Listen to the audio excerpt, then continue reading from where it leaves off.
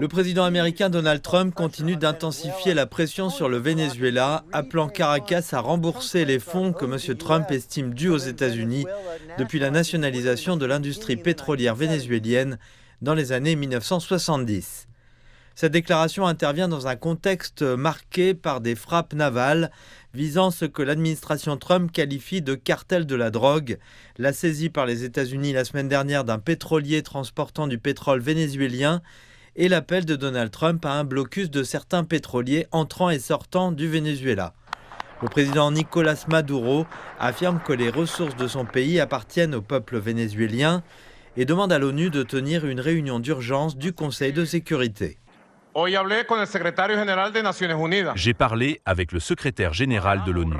Nous avons longuement discuté et je lui ai expliqué en détail l'escalade des agressions et des menaces, ainsi que ce qui s'est passé hier et aujourd'hui lorsque les États-Unis ont déclaré que ces ressources leur appartenaient et que nous, les Vénézuéliens, leur volions leur pétrole. En d'autres termes, le pétrole vénézuélien leur appartient, les minéraux vénézuéliens, l'or et tous les minéraux leur appartiennent.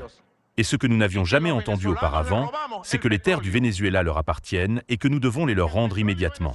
La Chine soutient le droit du Venezuela à gérer ses propres affaires.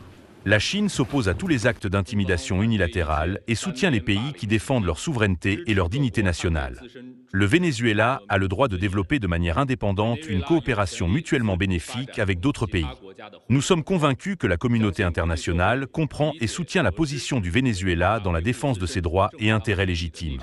La Chine soutient la demande du Venezuela de convoquer une réunion d'urgence du Conseil de sécurité de l'ONU.